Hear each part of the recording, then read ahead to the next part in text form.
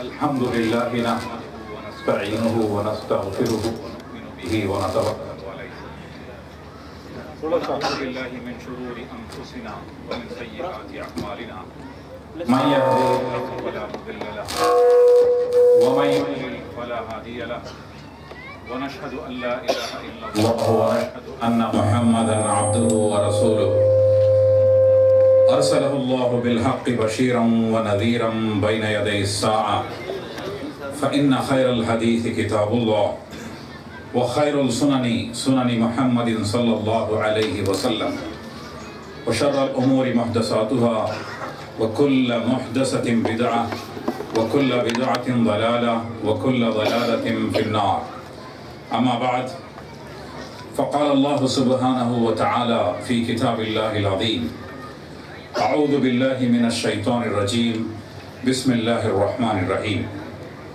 يا أيها الناس اتقوا ربكم الذي خلقكم من نفس واحدة وخلق منها زوجها وبث منهما رجالا كثيرا ونساء واتقوا الله الذي تساءلون به والأرحام إن الله كان عليكم رقيبا فقال رسول الله صلى الله عليه وسلم خيركم خيركم لأهلي وأنا خيركم لأهلي أو كما قال عليه الصلاة والسلام میرے نہایت ہی شفیق بزرگوں، نہایت ہی عزیز نوجوانوں، پیارے بچوں اور ماں اور بہنوں، جیسا کہ اس سے پہلے بھی اعلان کیا گیا، آج کے اس تفریحی ماحول میں ہم جس مرکزی موضوع کو آپ کے سامنے رکھ رہے ہیں وہ ہے مثالی اسلامی خاندان۔ چنانچہ آج کا میرا خطبہ بھی اسی موضوع پر ہوگا۔ سب سے پہلے میں آپ کے سامنے ایک واقعہ بیان کرنا چاہتا ہوں۔ جب مسلمانوں نے اسپین کو فتح کیا اور وقت کا خلیفہ وہاں پر حکمران تھا اور حکمرانی صدر مقام قرطبہ کا علاقہ تھا، خلیفہ وہاں رہتے تھے۔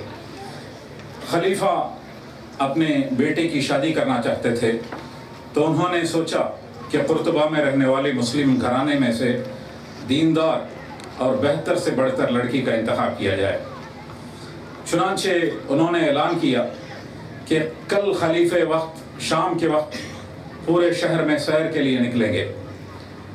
اگر اس وقت کسی گھر میں کوئی لڑکی ایسی ہو جو شادی کے قابل ہو اور دیندار بھی ہو اور حافظہ بھی ہو تو اپنے دریچے میں دیا جلائے رکھنا تاکہ خلیفہ کو اندازہ ہو سکے کہ کہاں کہاں پیشکش بھیجا جا سکتا ہے، کن کن گھروں میں۔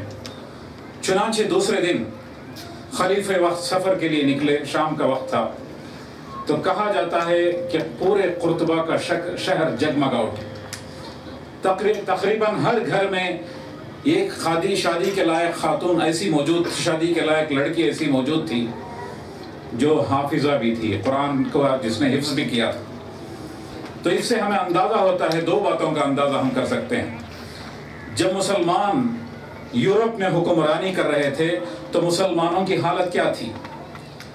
جب یورپ میں مسلمان حکمرانی کر رہے تھے تو اس وقت مسلم خواتین تعلیم یافتہ تھی، نہ صرف تعلیم یافتہ بلکہ دینی تعلیم میں بھی کافی آگے تھی، اور حافظہ اتنی ساری موجود تھی وہاں پر کہ خلیفہ وقت کو یہ پریشانی لاحق ہوئی کہ کہاں سے لڑکی کا انتخاب کیا جائے۔ آج کے ماحول میں مسلم ماحول کو ذرا اندازہ کر کے دیکھیے۔ آج مسلمان اسی لیے پیچھے ہیں کہ ہم دینی تعلیم میں پیچھے ہیں، اور خاص طور سے خواتین کو دینی تعلیم فراہم کرنے کا ہم نے کوئی انتظام نہیں کیا ہے۔ اور دوسری وجہ، اہم ترین وجہ جس کی وجہ سے آج ہم پسماندہ ہیں دنیا میں، وہ یہ ہے کہ دین کو اہمیت نہیں دیتے۔ خاص طور سے شادی بیاہ میں جب دین کو اہمیت دیتے ہیں تو اس کے اثرات مرتب ہوتے ہیں معاشرے میں۔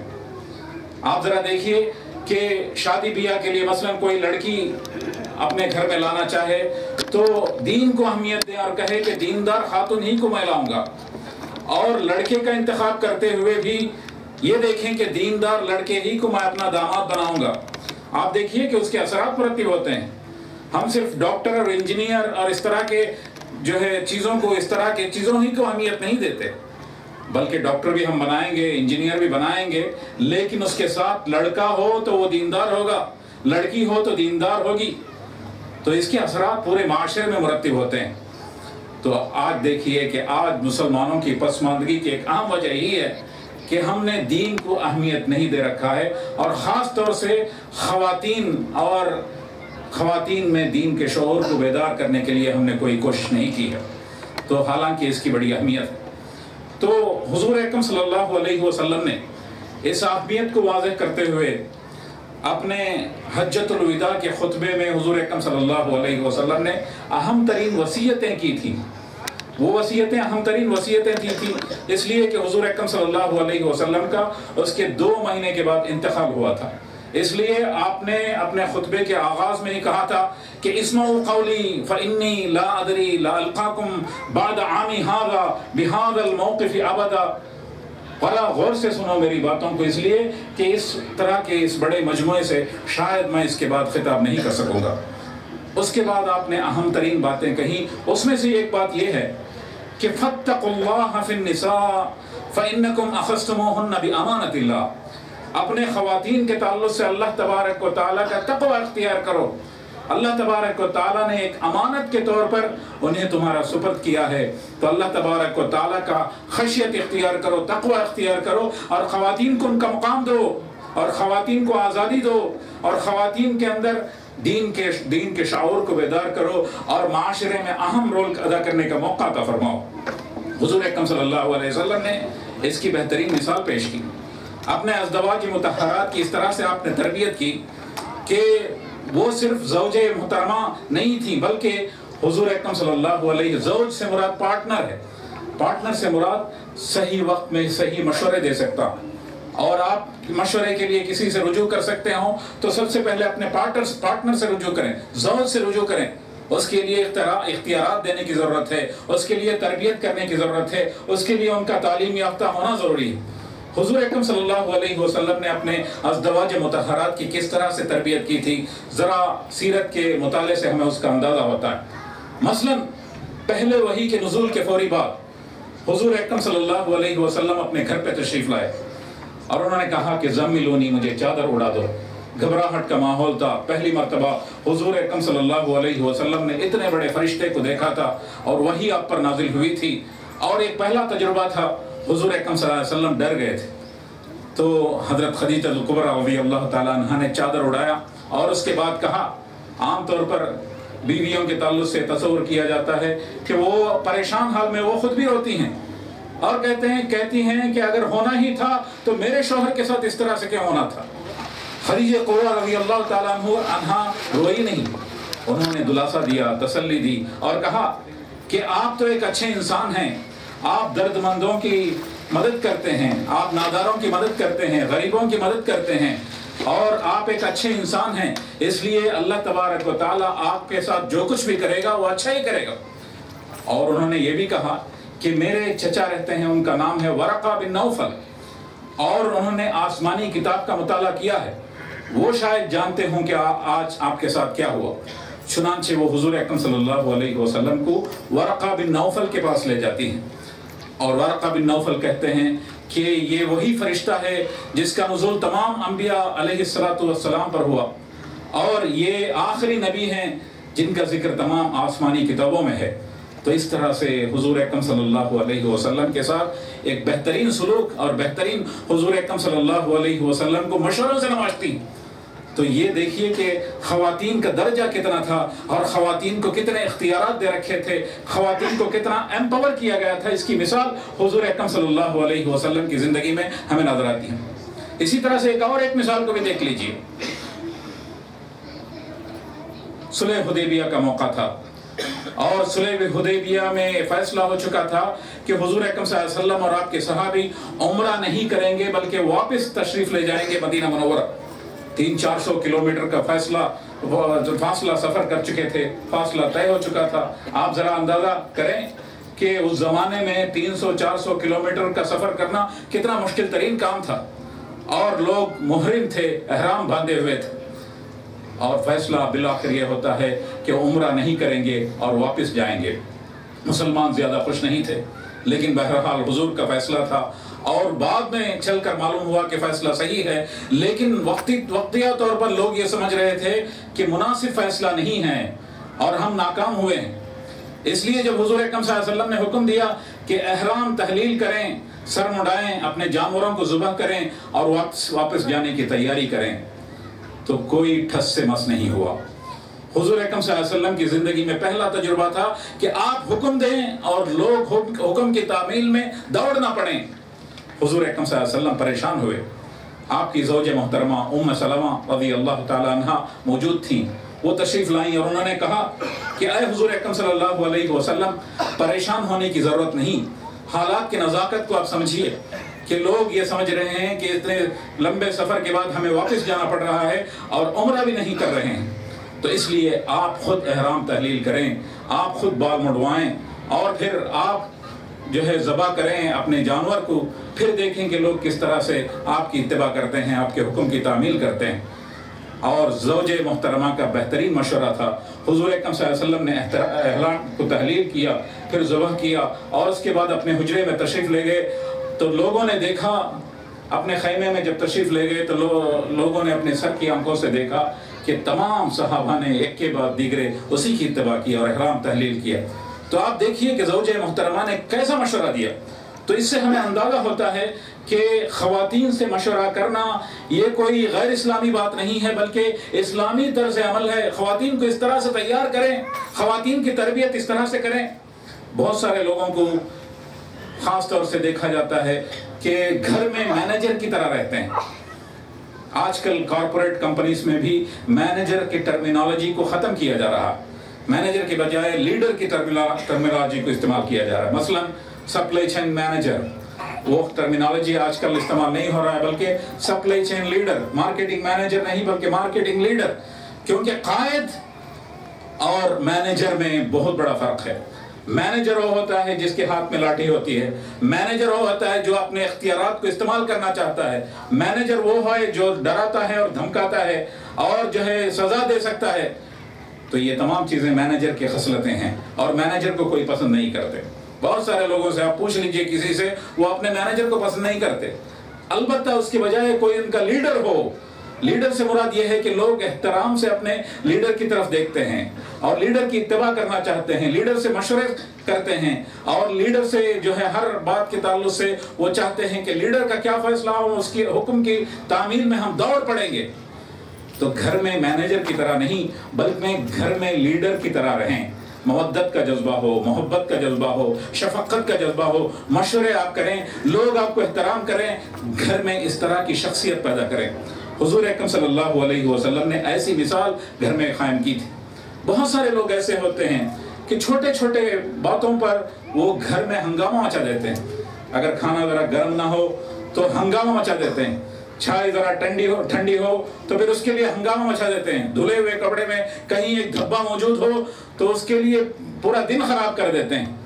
کسی نے مجھے واٹس ایپ میں ایک میسج بھیجا تھا کہ اگر ایسی بیماری کسی کو ہو تو ایک ویزا لے کے انہیں گلف روانہ کریں، کچھ دن جب بیچلر زندگی بسیرا کریں گے اور استقانہ چائے میں خبز ڈبا کے کھائیں گے تو ایسی بیماری خود بخود دور ہو جائے گی، کیونکہ نہ بیوی ہے قریب میں، نہ بچے ہیں اپنے مردانگی دکھانے کے لیے۔ لیکن حضور اکرم صلی اللہ علیہ وسلم کی سیرت میں اور صحابہ کی سیرت میں ایسی مثالیں نہیں ملتی ہیں۔ مثلا حضرت عمر رضی اللہ تعالیٰ عنہ کی مثال لیجیے۔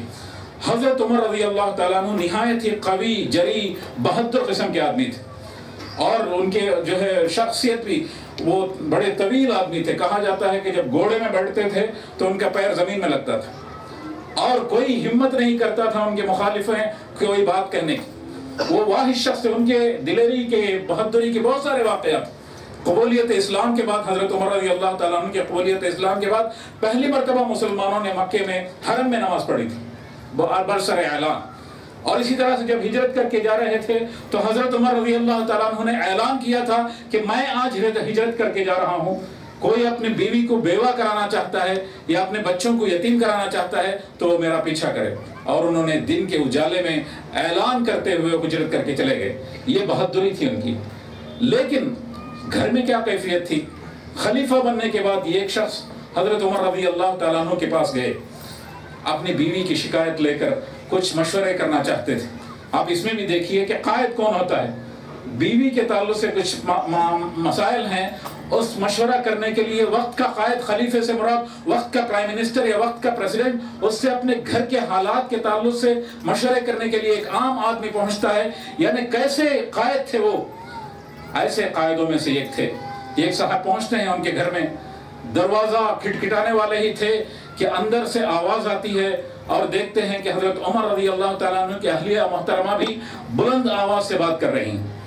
वो समझते हैं कि इनका भी यही हाल है, तो वहां से वापस जाने के लिए निकलते हैं। तो उस वक्त हजरत उमर रज़ी अल्लाह तआला अन्हु को अंदाजा होता है कि कोई आया हुआ था और वापस जा रहा है। तो दरवाजा और खोलते हैं और देखते हैं कि एक सहाबी वापस जा रहे हैं। बुलाते हैं कि आइए, तशरीफ लाइए, क्यों आए थे और क्यों जा रहे हैं? वो फरमाते हैं कि मैं एक मशवरा आपसे लेने के लिए आया था। मेरी बीवी कभी बुलंद आवाज से बात करती है, उसका क्या हल है? लेकिन आप यहाँ आकर देखा तो आपका भी यही हाल है, तो इसलिए मैंने सोचा कि आप मुनासिब आदमी नहीं है मशवरा करने के लिए।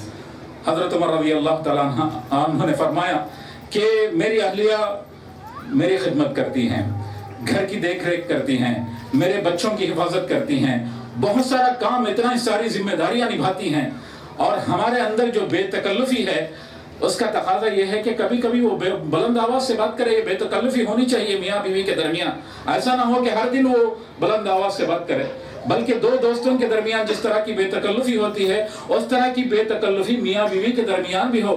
कभी जोर से बात करे, इतना सारा वो काम करती हैं, तो अफला अस्बिरु अलैहा, क्यों मैं उसके साथ सब्र न कर सकूं? क्यों आप उनके साथ सब्र नहीं कर सकते? ये मशवरा उन्होंने दिया, तो ये मशवरा उन्हें पसंद आया और वो वापस चली गई। तो इस तरह से आप देखिए कि घर में आप लीडर के कायद की तरह से रहें, मैनेजर की तरह से नहीं। इस तरह की मिसालें हमें हुजूर अकरम सल्लल्लाहु अलैहि वसल्लम की जिंदगी से और सहाबा इकराम रिज़वानुल्लाहि ताला अलैहिम अजमईन की जिंदगी से नजर आती हैं। इसी तरह से आप देखिए कि कुछ दिलचस्प जो है आपके लम्हात हों घर में, और दिलचस्प लम्हात के लिए आपके पास वक्त हो, इसकी मिसालें भी हुजूर अकरम सल्लल्लाहु अलैहि वसल्लम की जिंदगी में। मसलन आप देखिए कि हुजूर अकरम सल्लल्लाहु अलैहि वसल्लम ने अपने ज़ौज मोहतरमा हजरत आयशा रज़ी अल्लाह तआला अन्हा से एक मरतबा दौड़ लगाए। आप जरा अंदाजा करें कि दौड़ में हजरत आयशा जीत गई। वक्त का नबी है, कायद है, बड़ी जिम्मेदारी है, हजारों लोग हुजूर से मिलने के लिए आते हैं, चीफ एग्जीक्यूटिव की तरह है हुजूर अकरम सल्लल्लाहु अलैहि वसल्लम की हैसियत। लेकिन आपके ज़ौजे मोहतरमा के साथ कुछ दिलचस्प लम्हात गुजारने के लिए आपके पास वक्त है, आप दौड़ लगाते हैं और हार जाते हैं। उसके बाद कुछ साल गुजर गए, हुजूर अकरम सल्लल्लाहु अलैहि वसल्लम को याद था कि मैं हार गया था, और एक मरतबा आप दौड़ के लिए पुकारते हैं। उस वक्त तक उनका वजन बढ़ गया था, हजरत आयशा रज़ी अल्लाह तआला अन्हा का वजन बढ़ गया था, और हुजूर जीत जाते हैं, वो हार जाती हैं। तो कहते हैं कि मेरा बदला मैंने चुकाया। आप जरा अंदाजा करें कि वक्त का नबी है, लेकिन इसके लिए वक्त है। आप कभी सोच सकते हैं कि मौलाना अपनी बीवी के साथ दौड़ लगा रही, यानी आप कभी दीनदार से मुराद यह है कि मुस्कुराना भी गलत है, हमेशा संजीदगी तारी हो, इस तरह का तस्वुर हमारे पास दिया जाता है। इसीलिए आज का ये माहौल यहाँ तफरीही माहौल है, लेकिन इस्लामी हुदूद में रहते हुए तफरीही माहौल, इसका मौका होना चाहिए। और ख़ास तौर से जब घर में आप रहते हैं तो ऐसे आपके हालात हों कि आपके लिए कुछ ऐसे भी औकात हों जिसमें आप दिल लगी भी करें, लतीफ़ा भी सुनाएं, और जो है हंसे भी, और ऐसे जो है लाइट मोमेंट्स आपके हों घर में, तो इसका मौका होना चाहिए। और ख़ास तौर से मिसाली ख़ानदान से मुराद ये भी है कि मियाँ बीवी दोनों अच्छे हों, क्योंकि अगर सही बीवी का इंतखाब करते हैं या सही शौहर का इंतखाब करते हैं तो उसके बाद घर में अच्छे हालात ही होते हैं। आमतौर से इंतखाब करने में ही गलती होती है। मैं हमारे एक नौजवान दोस्त शादी करने के लिए जा रहे थे, मैंने पूछा याद है हुज़ूर अकरम सल्लल्लाहु अलैहि वसल्लम की हदीस? उन्होंने कहा कि हाँ याद है ना, कुछ कहते हैं कि मालिहा वली जमालिहा, दो चीज़ें याद हैं, माल देखो और जमाल देखो, हुस्न देखो। पूरी हदीस याद नहीं है। हुजूर की हदीस क्या है? तुम कहल मरअत लि अर्बईन, जब किसी लड़की से शादी किया जाता है तो चार बातें देखते हैं। मालिहा, माल भी देखते हैं, वली जमालिहा, हुस्न और सीरत, हुस्न को भी देखते हैं और जमाल को भी देखते हैं, और इसी तरह से वली नसबिहा, नसब को भी देखते हैं, अच्छे खानदान से है कि नहीं, और इसी तरह से वली दीनिहा, उसके दीन को भी देखा जाता है। फज़फर बिज़ाति दीन, दीन ही का इंतखाब करो, और अगर नहीं करते तो तरिबत यदाक, गोया कि तुम हलाक हो जाओ। हुजूर अकरम सल्लल्लाहु अलैहि वसल्लम ने फरमाया حسن دیکھنے میں کوئی غلطی نہیں ہے، اور اچھے خاندان کی لڑکی کو دیکھنے میں کوئی غلطی نہیں ہے، مال بھی اگر دیکھ سکتے ہیں، لیکن سب سے پہلے جو اہمیت ہمیں دینے کی ضرورت ہے وہ ہے دین، اور دین ہی کو انتخاب کرو، دین نہیں باقی چیزیں ہیں تو ہم آپ کے پاس کچھ بھی نہیں۔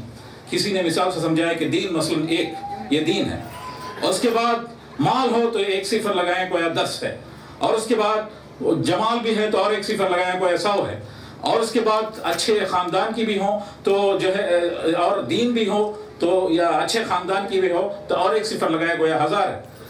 اس میں دین نکال دیں، ایک نکال دیں تو 3 صفر ہی بچ جائیں گے آپ کے پاس۔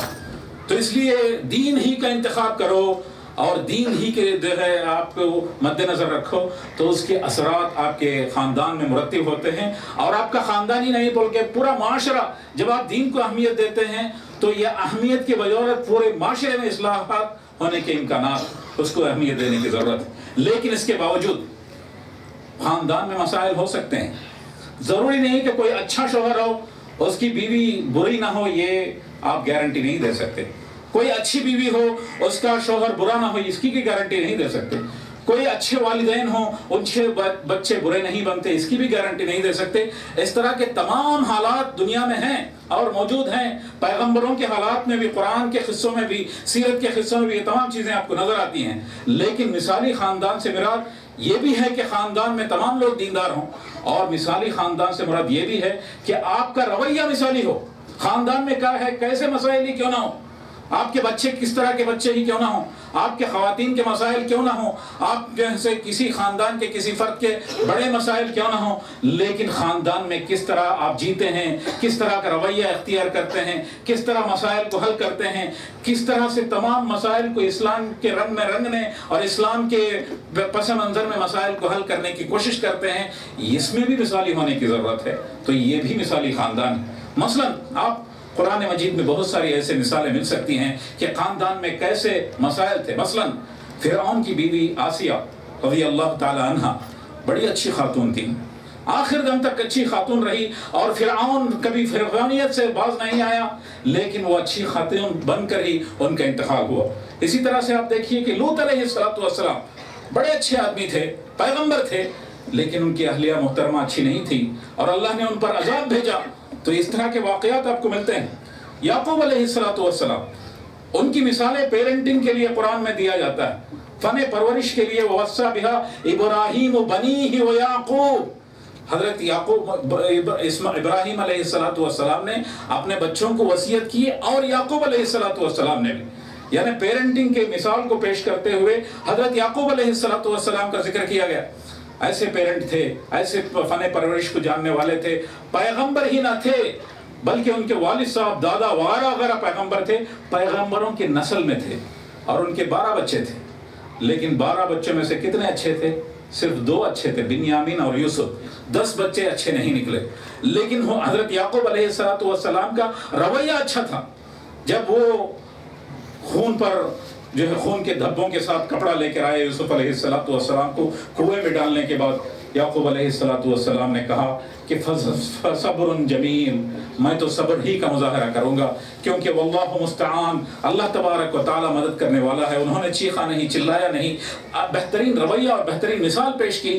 تو یہ مثالی جو ہے مثالیں، یہ اس طرح کا رویہ اختیار کرنا، یہ بھی مثالی خاندان کے نشانیوں میں سے۔ نوح علیہ السلام مثلا پیغمبر تھے، ان کا بیٹا برا نکلا، لیکن آخری دم تک بھی انہوں نے کوشش کی، مایوس نہیں ہوئے۔ آپ کے خاندان کی اصلاح کرنے کے لیے مایوس ہونے کی ضرورت نہیں۔ آخری مرتبہ بھی انہوں نے کہا ارکم معنا ولا تکن من الکافرین، آ جاؤ اپنی کشتی میں سوار ہو جاؤ اور کافروں میں نہ بن جاؤ، لیکن بیٹا نہیں سنا اور غرق ہو گیا۔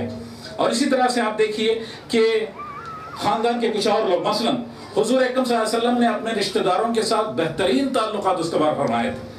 آپ جب ہجرت کر کے جا رہے تھے، ہجرت سے پہلے جب فیصلہ ہوا ہجرت کرنے کا، جس کو بیعت عقبہ ثانی کہتے ہیں، جس میں آپ کے ساتھ کون تھے؟ آپ کے چچا عباس رضی اللہ تعالیٰ عنہ، ابھی وہ مسلمان نہیں ہوئے تھے۔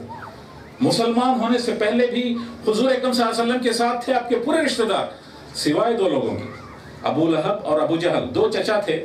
حضور کے 2 چچا خراب تھے اور کٹر دشمن تھے حضور اکرم صلی اللہ علیہ وسلم کے، لیکن حضور نے ان کا مقابلہ کیا ان کے ساتھ بھی کس طرح کا رویہ اختیار کرنا تھا اس طرح کا رویہ اختیار فرمایا۔ آپ دیکھیے کہ یہ مثالی خاندان کی نشانی ہے کہ ہم اپنے بہترین رویے کو اپنائیں اور خاندان کی اصلاح کے لیے کوشش کرتے رہیں اور اس میں کبھی مایوس نہ ہوں اور اللہ پر بھروسہ رکھیں۔ اور جیسا کہ قرآن مجید میں فرمایا گیا، قُوا أَنفُسَكُمْ وَأَهْلِيكُمْ نَارًا، اپنے آپ کو بھی اور اپنے اہل خانہ کو بھی جہنم کے آگ سے بچاؤ۔ یہ ہمارا ہدف ہونا چاہیے کہ ہم بھی جہنم کی آگ سے بچیں اور اہل خانہ کو بھی جہنم کی آگ سے بچائیں اور پھر جنت کی طرف لے جائیں۔ یہ زندگی میں ہمارا ہدف ہو، خاندان کے تعلق سے یہی ہمارا ہدف ہو کہ میں ہی نہیں، میرے بچے بھی، میری بیوی بھی، میرے رشتہ دار بھی، میرے قریب بھی لوگ جن کے ساتھ میں اٹھتا بیٹھتا ہوں، ان سب کے ساتھ میں جنت میں بھی رہوں۔ اس کے لیے آپ کوشش کریں، آپ ان کو انجینئر بھی بنائیں، ڈاکٹر بھی بنائیں، کچھ بھی بنائیں، لیکن اس کے ساتھ جنتی بنائیں۔ یہ کوشش ہماری ہو اور اس کوشش کے لیے ہم حد درجے ممکن کوشش کریں۔ کیونکہ آپ ذرا دیکھیے کہ بچوں کو جب رخصت کرتے ہیں، بیٹی کو جب رخصتی کا موقع آتا ہے تو والد صاحب بھی کبھی کبھی رو پڑتے ہیں، بھائی بھی کبھی کبھی رو پڑتا ہے، حالانکہ وہ رخصت ہو کے اپنے شوہر کے پاس جا رہی ہیں، لیکن اتنے دن تک ہمارے گھر میں رہی، یہ تعلق رہا، وہ برداشت نہیں کرتا کہ یہ اب گھر میں نہیں رہی بلکہ ایک نئے گھر میں جا رہی ہے۔ ذرا اندازہ کریں قیامت کے دن کا کہ آپ اکیلے اگر جنت میں جا رہے ہوں اور آپ کے پورے گھر والے جہنم میں ہوں تو آپ کی کیا کیفیت ہو سکتی ہے۔ اس لیے سب کو جنتی بنانے کی ضرورت ہے، اور جنتی بنانے کے لیے اعمال ان کو کرنا ہے، آپ کو نہیں۔ آپ بہت کچھ نماز پڑھیں، وہ نہیں پڑھے تو وہ جنت میں نہیں جا سکتے۔ حضور نے اپنے صاحبزادی سے فرمایا کہ میں نبی ہوں اس لیے آپ جنت میں نہیں جا سکتی۔ حضور اپنے بیٹی کے لیے یہ کہہ سکتے ہیں، تو ذرا اندازہ کریں ہم اور آپ کا کیا حال ہوگا۔ کیونکہ قیامت کے دن کے منظر کو قرآن مجید میں اس طرح سے پیش کیا گیا ہے کہ یوم یفر المرء من اخیہ وامہ وابیہ وصاحبتہ وبنیہ۔ قیامت کا منظر یہ ہوگا کہ لوگ ہر ایک نفسی نفسی کے عالم میں ہوگا، اور وہ آدمی اپنے بھائی سے دور بھاگے گا، اپنے باپ سے بھی، اپنے ماں سے بھی دور بھاگے گا، اپنے زوج محترمہ سے بھی، اپنے بیٹوں سے بھی دور بھاگے گا، نفسی نفسی کا عالم ہوگا۔ ایسے حالت قیامت کے دن کی ہوگی، تو اس میں ہمیں ہر ایک کو جنتی بنانے کے لیے کوشش کرنے کی ضرورت ہے۔ تو یہ کیفیت ہمارے سامنے ہو، جنت اور جہنم زیادہ دور نہیں ہے۔ بہت سارے ہمارے بزرگ حضرات یہاں پر مجھے ملتے ہیں، میں کبھی پوچھتا ہوں کہ کتنے سال آپ کویت میں رہے، تو کوئی کہتے ہیں کہ 30 سال، کوئی کہتے ہیں کہ 40 سال۔ 40 سال کے بعد اور ایک 40 سال آپ کویت میں رہیں گے؟ نہیں، اور ایک 40 سال میں آپ کے بہت ساری منزلیں ہو سکتی ہیں، اس میں ایک یقینی منزل یہ ہے کہ آپ قبر میں جائیں گے، اور اس کے بعد آپ جنت میں جائیں گے یا جہنم میں جائیں گے۔ نظر سوئے دنیا، قدم سوئے مرقد، یہ کیفیت ہے انسانوں کی کہ انسان جو ہے قبر ہی کی طرف جا رہا ہے، لیکن مڑ مڑ کے دنیا کی طرف دیکھتا ہے، اور جہنم یا جنت زیادہ دور نہیں ہے۔ تو اس لیے یہ کیفیت ہمارے سامنے ہو کہ یہاں تک ہم رہے، ہماری زندگی ہے، اس کے بعد جنت اور جہنم کہاں جانا ہے، ہمیں یہ فیصلہ ہمیں کرنے کی ضرورت ہے۔ جنت میں جانے کا جب فیصلہ کرتے ہیں تو ہمارے بچوں کو بھی، بیویوں کو بھی جنت میں لے جانے کا فیصلہ ہم کریں۔ حضور اکرم صلی اللہ علیہ وسلم سے ایک مرتبہ یہ خاتون نے پوچھی کہ اگر کسی خاتون کی ایک سے زیادہ شوہر ہوں اور سب اچھے ہوں تو جنت میں کون شوہر ہوں گے؟ یہ سوال آپ کے پاس بھی ہو سکتا ہے۔ یہ خاتون ایسی ہو سکتی ہیں کہ اچھی خاتون ہے، نیک خاتون ہے، ان کے ایک شوہر تھے جن کا انتقال ہوا جلدی، لیکن وہ اچھے آدمی تھے، پھر انہوں نے دوسری شادی کی، وہ بھی اچھے آدمی تھے، نیک آدمی تھے، پھر ان کا بھی انتقال ہوا، پھر انہوں نے، آپ کہتے ہوں گے کہ پھر تیسری مرتبہ شادی نہ کرنے میں خیر ہے، اتفاق سے انہوں نے تیسری مرتبہ، سمجھ لیجئے کہ تیسری مرتبہ شادی کی، اور پھر ان کا بھی انتقال ہوا، تو جنت میں کس شوہر کے ساتھ رہیں گے؟ حضور اکرم صلی اللہ علیہ وسلم نے فرمایا کہ المرأة لآخر ازواجها فی الجنہ، آخری جو شوہر ہوگا اس کے ساتھ وہ جنت میں رہیں گی اگر وہ شوہر جنتی ہو۔ تو یہ بات جب فرما رہے تھے تو صحابہ اکرام کی ایک ٹیم وہاں پر موجود تھی، اور ابو درداء اور ام درداء بھی وہاں پر موجود تھی رضی اللہ تعالیٰ عنہ۔ تو ان کے درمیان میں بڑا محبت کا ماحول تھا، ام درداء اور ابو درداء کے درمیان کافی محبت کی ایک فضا تھی، وہ ایک دوسرے کو بہت چاہتے تھے، دونوں جوان تھے۔ اور ام درداء نے کہا کہ میں آپ سے اتنی محبت کرتی ہوں کہ میں اگر آپ کا اتفاق سے انتقال ہو جائے تو میں کبھی شادی نہیں کروں گی، اس لیے کہ جنت میں مجھے آپ کو ہی شوہر کی طور سے پانا ہے، آپ ہی میرے شوہر بنیں گے۔ تو یہ فیصلہ انہوں نے کیا، اور ہوا کہ ابو درداء رضی اللہ تعالیٰ عنہ کا انتقال ہوا، اس کے بعد ایک دور گزرا، اس کے بعد امیر معاویہ خلیفہ بنے. ابھی جوان تھیں ام دردہ، امیر معاویہ رضی اللہ تعالیٰ عنہ وقت کے خلیفہ تھے، سب کچھ ان کے پاس تھا، اختیارات تھے اور سب کچھ ان کے پاس تھا. انہوں نے شادی کے لیے پیشکش بھیجی ام دردہ نے کہا کہ ایک ایسے پیشکش کو کبھی رد نہیں کیا جا سکتا، کیونکہ وقت کے خلیفے نے شادی کی پیشکش بھیجی ہے، لیکن میں نے وعدہ کیا ہے ابو دردہ سے کہ جنت میں آپ ہی میرے شوہر رہیں گے، اس لیے اس ایک ہی وجہ سے میں آپ کے پیشکش کو قبول نہیں کرتی. تو انہوں نے اس کو رد کر دیا. یعنی آپ ذرا دیکھیے کہ جنت اور جہنم کو اپنے آنکھوں کے سامنے وہ دیکھتے تھے، یہ کیفیت ان کی تھی، اس لیے اپنے آپ کو تیار کرتے تھے، اس لیے اپنے خاندان کو بھی وہ تیار کرنے کی کوشش کرتے تھے. تو ہمیں اس طرح سے اپنے خاندان کو بنانے کی ضرورت ہے. اسی لیے وَوَصَّى بِهَا إِبْرَاهِيمُ بَنِيهِ وَيَعْقُوبُ، ابراہیم علیہ السلام نے بھی، یعقوب علیہ السلام نے بھی اپنے اولاد کو وصیت کی. یہاں دیکھیے کہ ابراہیم اور یعقوب کے درمیان ایک بڑا جو ہے ایک جنریشنز کا فرق ہے، دونوں ایک ہی زمانے کے نہیں ہیں. یہاں فرمایا گیا کہ ہر نبی نے یہی وصیت کی. کیا وصیت کی؟ ان اللہ اصطفیٰ لکم الدین، اللہ تبارک و تعالیٰ نے اس دین کا تمہیں انتخاب کیا ہے. وَلَا تَمُوتُنَّ إِلَّا وَأَنْتُمْ مُسْلِمُونَ، اس لیے اپنے ایمان کو حفاظت میں رکھو اور تمہیں موت نہ آئے سوائے اس حالت میں کہ تم مسلمان ہو. اپنے ایمان کو بچائے رکھو، یہ وصیت کی. تو یہ وصیت ہمیں کرنے کی ضرورت ہے اور اس طرح سے انہیں مسلمان بنائیں کہ اپنے آخری وقت لمحے تک بھی وہ مسلمان بنے رہیں. تو یہ اس طرح سے ہم اولاد کی تربیت کریں، اور تربیت کا آغاز شادی سے پہلے سے کریں. یعنی صحیح انتخاب آپ کا ہو تو تربیت یافتہ اولاد آپ کی ہوں گی، اس لیے کہ آپ ایک دائی کو گھر پہ لا رہے ہیں، آپ ایک ایسی ماں کو گھر پہ لا رہے ہیں جو بچے کی تربیت کر سکتی ہے، اور آپ ایسے باپ کو جو ہے اپنے لیے شوہر کے طور پر لا رہے ہیں جو آپ کی اولاد کی تربیت کر سکتا ہے. اور بچوں کی تربیت ابتدا سے کریں. مجھے ایک صاحب بتا رہے تھے کہ نارتھ کیرولینا میں کچھ درخت ایسے ہیں بالکل کھمبے کی طرح، جیسے ایک کھمبا ہے صراط مستقیم کی طرح، بالکل سیدھے درخت ہے. اور اسی درخت کو آپ گوگل میں دیکھ سکتے ہیں کہ اسی درخت کو لوگ الیکٹرک پول کے طور پر استعمال کرتے ہیں، اس کی ڈھالیوں کو کاٹ کر بجلی کے کھمبے کے لیے اس درخت کو استعمال کرتے ہیں. یہ ایک صاحب نے ریسرچ کیا کہ وہ درخت اتنے صراط مستقیم کی طرح بالکل سیدھا کیوں ہوتا ہے. انہوں نے دیکھا کہ درخت پودا لگایا جاتا ہے تو پودے کو چاروں طرف سے سپورٹ دیا جاتا ہے، وہ پودا تناور بننے تک کچھ عرصے تک اس کو سپورٹ دیا جاتا ہے اور بالکل اس کو سیدھا رکھا جاتا ہے. اور اس کے بعد آپ دیکھیے کہ اس کا اثر ایسا مرتب ہوتا ہے کہ اس کے بعد وہ درخت بنتا ہے تو سیدھا درخت بنتا ہے. عام طور پر پودا لگاتے ہیں تو ہمارا مقصد یہ ہوتا ہے کہ وہ درخت بنے، چاہے کسی طرح کا درخت بنے. آپ ذرا دیکھیے کہ اگر پودے کو آپ اکھاڑنا بھی چاہیں تو آپ پودے کو اکھاڑ سکتے ہیں. ذرا بڑا پودا ہو تو اکھاڑنے میں اور زیادہ تکلیف، لیکن آپ بڑے درخت کو اکھاڑ نہیں سکتے. ہوگا اکھاڑنا بھی ہے تو پھر اس کو شاید دوبارہ نہیں پیر سکتے. یہ بڑا پروجیکٹ ہے. اس لیے اصلاح کرنا چاہیں تو بچے کی اصلاح کریں، چھوٹے بچوں کی جب چھوٹے ہوتے ہیں تب کہیں جا کر ان کی تربیت کریں. بہت سارے لوگ سمجھتے ہیں کہ ابھی بچے ہیں، ابھی مزے اڑانے دو، ابھی حجاب پہننے کا وقت نہیں ہے، ابھی تو بہت چھوٹے ہیں، ابھی تو ان کی جو ہے کھیلنے کودنے کا وقت ہے، مزے اڑانے کا وقت ہے. اس کے بعد جب وہ 20 سال کے ہو جاتے ہیں، 18 سال کے ہو جاتے ہیں، 14 سال کے ہو جاتے ہیں، اپنے آپ کے قابو سے باہر ہو جاتے ہیں، تو پھر والدین آ کے پریشان ہوتے ہیں اور کہتے ہیں کہ بچہ اور بچی میرے قابو میں نہیں ہے. تو آپ نے صحیح وقت میں ان کی تربیت نہیں کی. اور اسی طرح سے ہمیں صالح بننے کے لیے ایک اور مثال بھی میں آپ کے سامنے رکھنے کی کوشش کروں گا. آپ دیکھیے کہ حضرت موسیٰ علیہ السلام اور خضر علیہ السلام کا قصہ قرآن مجید میں ہے. اس میں ایک قصہ یہ ہے کہ وہ ایک قریے میں جاتے ہیں اور وہاں ایک دیوار گر رہا ہوتا ہے.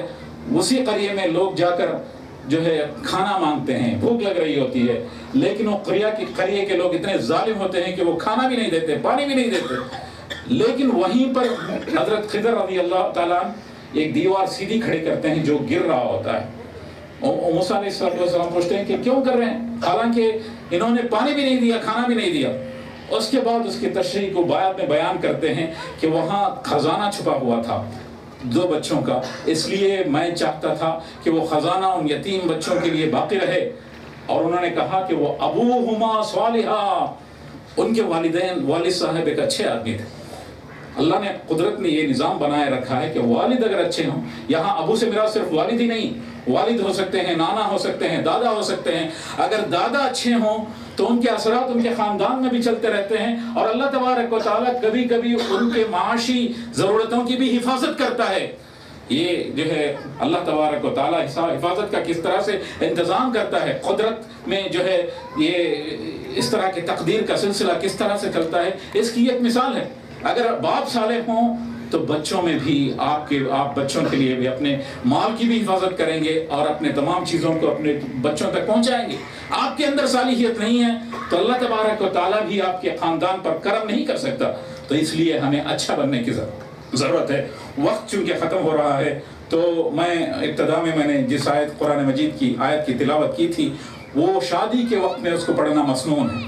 اس میں فرمایا گیا یا ایھا الناس اتقوا ربکم الذی خلقکم من نفس واحدہ، اے انسانوں اس اللہ تبارک و تعالیٰ سے ڈرو جس نے تمہیں ایک نفس سے پیدا کیا، وخلق منها زوجہا، اور اسی نفس سے تمہارا جوڑا بنایا، وبث منہما رجالا کثیرا ونساء، اور اسی جوڑے سے بہت سارے انسان مردوں اور عورتوں کو دنیا میں اللہ تبارک و تعالیٰ نے پھیلا دیا۔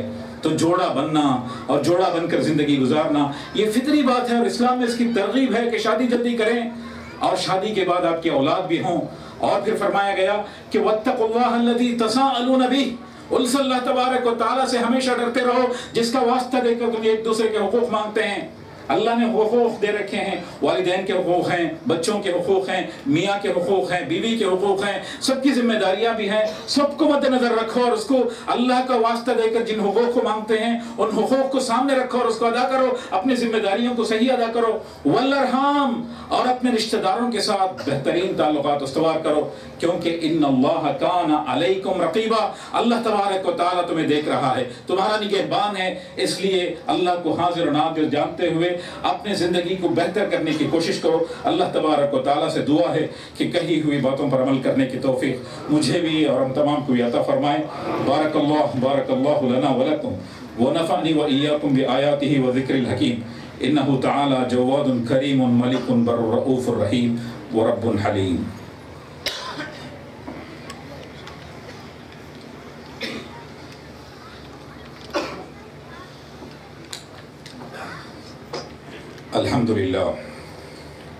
الحمدللہ رب العالمین، الصلاة والسلام علی رسولہ الکریم وعلی آلہ واصحابہ الطاہرین، اما بعد، فقال اللہ سبحانہ وتعالی فی کتاب اللہ العظیم، اعوذ باللہ من الشیطان الرجیم، بسم اللہ الرحمن الرحیم، ان اللہ وملائکتہ یصلون علی النبی یا ایھا الذین آمنوا صلوا علیہ وسلموا تسلیما، اللہم صلی علی سیدنا محمد بعدد من صلی وصام، اللہم صلی علی سیدنا محمد بعدد من قعد وقام، اللہم صلی علی جمیع الانبیاء والمرسلین وعلی سائر الصحابة والتابعین وخلفاء الراشدین رضوان اللہ تعالی علیہم اجمعین، اللہم اید الاسلام والمسلمین، اللہم انصر من نصر دین محمد صلی اللہ علیہ وسلم وجعلنا منہم، اللہم اخذل من خذل دین محمد صلی اللہ علیہ وسلم ولا تجعلنا منہم، اللہم ارنا الحق حقا ورزقنا اتباعہ وارنا الباطل باطلا ورزقنا اجتنابہ، اللہم ربنا لا تدع لنا ذنبا الا غفرتا ولا ہما الا فرجتا ولا ولدا من اولادنا الا صلحتا ولا بنتا من بناتنا الا سترتا ولا عائلا الا اولادا صالحا رزقتا ولا یتیما الا اویتا ولا مریضا الا شفیتا ولا حاجة من حوائج الدنیا والآخرہ ہی لک رضا ولنا صلاح الا قضیتها یا ارحم الراحمین، اللہم اجعل هذا البلد آمنا مطمئنا رخاء سخاء وسائر بلاد المسلمین، عباد اللہ رحمکم اللہ، ان اللہ یأمر بالعدل والإحسان وإیتاء ذی القربى وینہی عن الفحشاء والمنکر والبغی یعظکم لعلکم تذکرون، اذکروا اللہ یذکرکم وادعوہ یستجب لکم ولذکر اللہ اکبر، واقم الصلاۃ۔